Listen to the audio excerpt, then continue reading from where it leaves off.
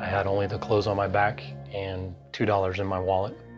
David Kuhn spent his life chasing success, and it cost him everything. I had burned every bridge with my kids, my ex-wife. I had no one to turn to. David had climbed quickly at his high-tech construction job. He worked long and hard, driven by the need to be the best. The pressure to excel, the opportunity to get it right like no one else can. I wanted more than anything to be successful. The achievements not only filled David's wallet, they fed his ego. I was always able to outthink, outsmart, outdo. I would consider myself to be the most intelligent person in the room at any given time. In just a few years, David had a prominent spot in management. He also married and had a son, but there were problems. What started with the occasional drink after work became an all-consuming addiction. Alcohol, it ended up controlling every aspect of my life, from when could I get my next drink, how much could I drink until I blacked out. I organized my budget on what the next week looked like based on how much I could drink. Driven to find even more success, David took on out-of-state assignments. But life on the road only gave him more opportunity to feed his addiction.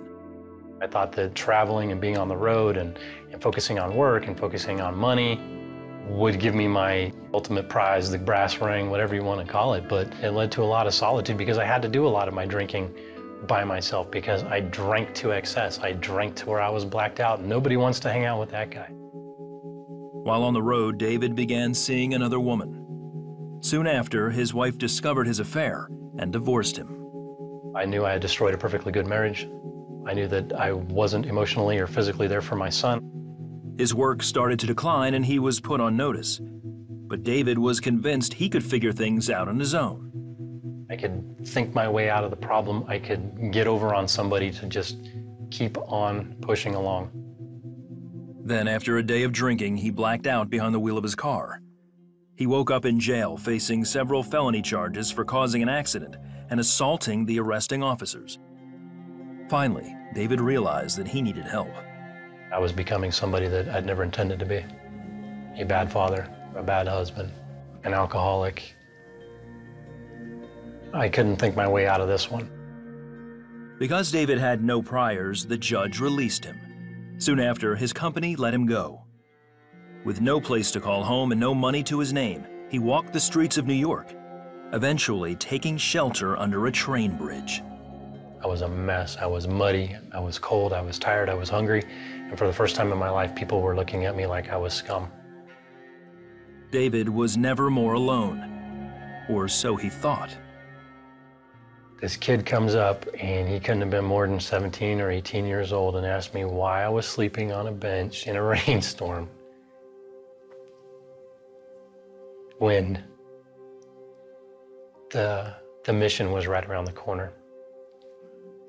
And he led me to the door of City Mission of Schenectady at about 10 minutes to midnight. He brought me in and said, "This guy needs your help." And he disappeared, and I've never seen him since. It was then David realized the mission was more than a shelter. It was a sanctuary. I felt like I was safe. I knew that I was safe. But not only that, my desire for alcohol was lifted immediately. And this was before I said word one to anybody, before they said word one to me. I know in my heart of hearts that that was the hand of God that led me there because I needed that. David stood humbled by God's act of love. For the first time in his life, he realized just how much he needed God. And soon after, he committed his life to Jesus Christ. I wrecked people's lives. I stole their joy. But God had a plan for me. He showed me true humility, true selflessness rather than selfishness.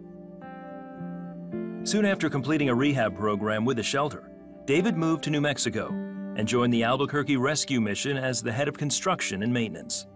He is also reconciled with his family and recently remarried. He thanks God every day for the chance to live with true humility. I'm most thankful every single day for Him giving me my life, allowing me to, by His grace and mercy, to redeem that life and giving me a chance to be a good son, a good husband, and a good father. I put my faith in Him, not in myself.